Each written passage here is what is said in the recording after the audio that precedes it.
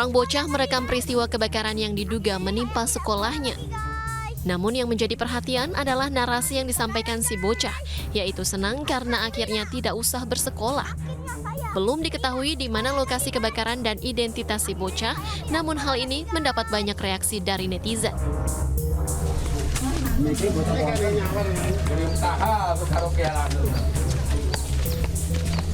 Video pembongkaran rumah Ibrahim, warga di Desa Sobo, Kecamatan Geyer, Grobogan, Jawa Tengah, viral di media sosial.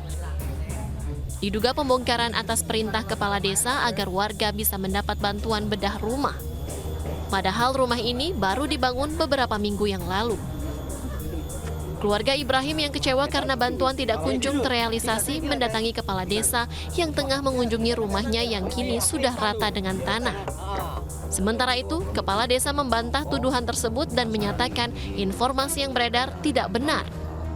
Pengajuan bantuan bedah rumah untuk Ibrahim baru dianggarkan pada tahun 2023 mendatang.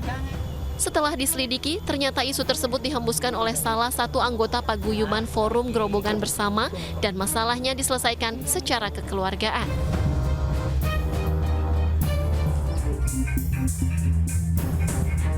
Sementara tragedi pengantin pria tak datang di acara pernikahan kembali terjadi dan viral. Menurut keterangan, kejadian ini terjadi di Talang Kelapo, Palembang, Sumatera Selatan.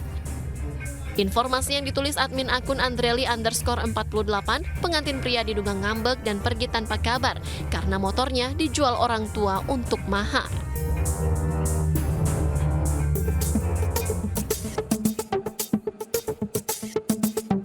Usai ditangkap Senin malam, artis Gary Iskak bersama 4 rekannya langsung menjalani tes urin di Badan Narkotika Nasional Provinsi Jawa Barat Selasa siang.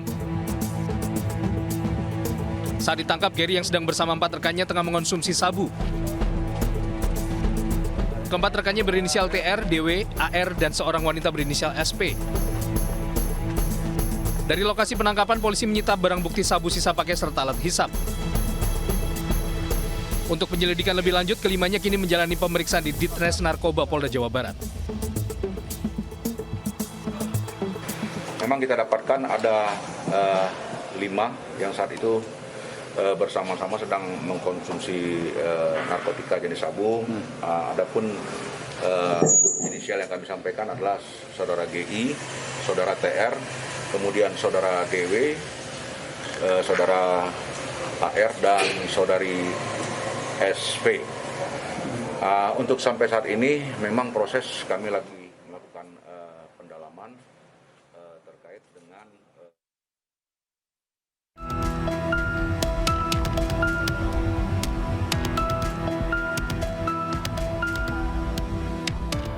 Seorang pria di Kebayoran Baru, Jakarta Selatan berlari ke jembatan penyeberangan orang atau JPO dan akan melompat.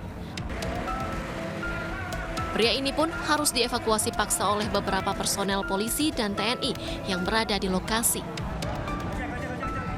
Aksi nekat ini diduga dilakukan pelaku karena dirinya panik usai terpergok warga saat akan mencuri ponsel milik warga.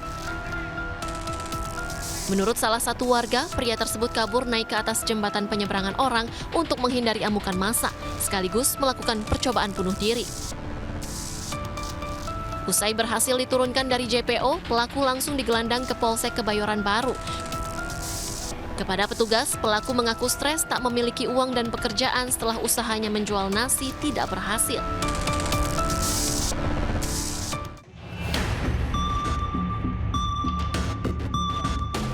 Polisi unit kecelakaan lalu lintas Polres Majalengka bersama warga sekitar mengevakuasi korban tabrakan di Jalan Doar, Desa Kadipaten. Kecelakaan ini berawal dari sebuah truk bermuatan batu menabrak motor gerobak pedagang sosis bakar. Ironisnya, saat kejadian, pedagang yang merupakan korban meninggal dunia ini sedang membawa anak dan istrinya. Selain itu, anaknya juga meninggal dunia di rumah sakit, sementara istrinya mengalami luka berat dan dalam perawatan intensif di Rumah Sakit Cideres. Menurut kesaksian warga sekitar, pengemudi truk menghindari ODGJ sehingga membanting setir ke kanan. Kini sopir dan truk diamankan unit Polres Majalengka guna pemeriksaan lebih lanjut.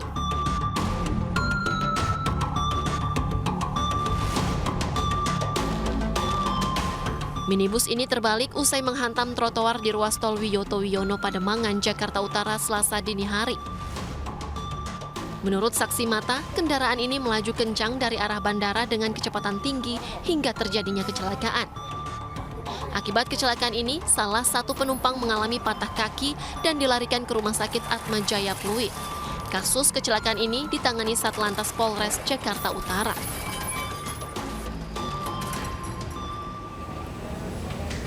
Pemirsa, gelombang tinggi di pesisir pantai utara menyebabkan gelombang tinggi yang memicu banjirop di Tuban, Jawa Timur, serta Semarang dan Jepara, Jawa Tengah.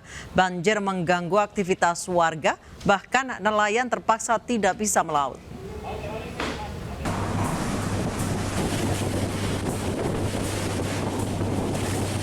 Cuaca buruk dan gelombang tinggi melanda pesisir utara Kabupaten Tuban, Jawa Timur. Warga mengevakuasi perahu tradisional yang tenggelam diterjang ombak. Gelombang setinggi 3 meter menerjang permukiman nelayan di 5 kecamatan hingga menyebabkan banjirop. Banjirop setinggi 30 cm menggenangi jalanan dan permukiman. Sementara nelayan terpaksa tidak bisa melaut karena kondisi gelombang tinggi membahayakan. Tinggi banjirop di kawasan Pelabuhan Tanjung Emas, Semarang, Jawa Tengah mencapai 80 cm. Pekerja tertahan di depan gerbang pelabuhan karena tertahan banjir. Sebagian pekerja menumpang truk yang akan masuk ke dalam area pelabuhan. Banjirop juga mengganggu calon penumpang kapal. Sejumlah penumpang tujuan Pulau Kalimantan bahkan harus membatalkan perjalanannya.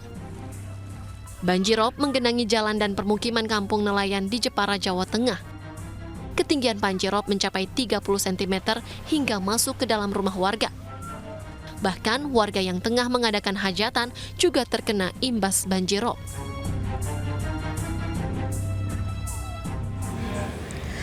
Seperti apa situasi terkini banjirop? Kita sudah bergabung dengan Doni Marendra, kontributor iNews dari Semarang, Jawa Tengah. Doni, hingga petang ini apakah sudah ada penanganan terkait banjirop ini?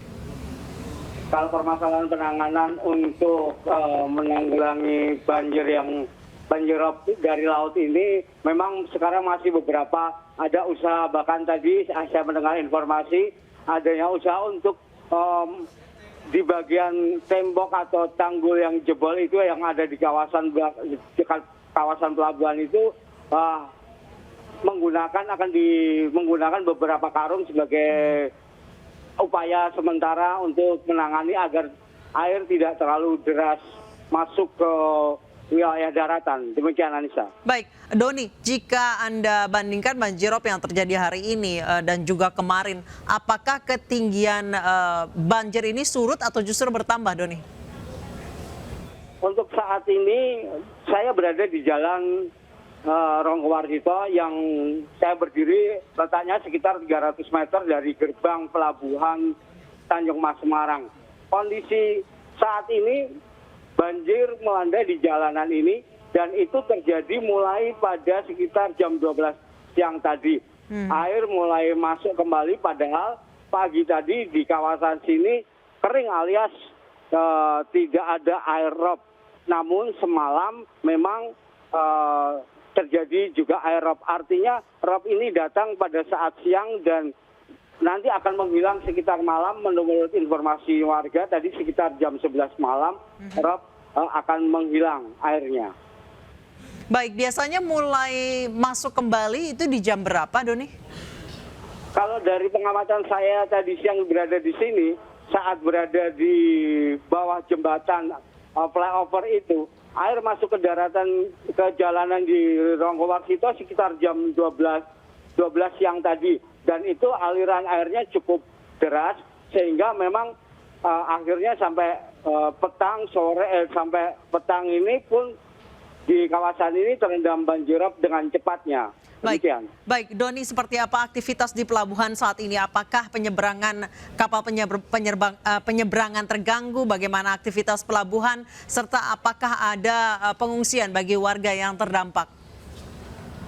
Untuk aktivitas di pelabuhan bisa dikatakan nyaris lumpuh ya, karena memang tidak ada aktivitas bongkar muat ataupun bahkan tadi ada seorang penumpang yang sempat saya temui dia seharusnya pergi ke Pontianak, tapi batal ke Pontianak gara-gara dia tidak bisa akses masuk untuk ke terminal pelabuhan. Oke. Demikian, Nisha.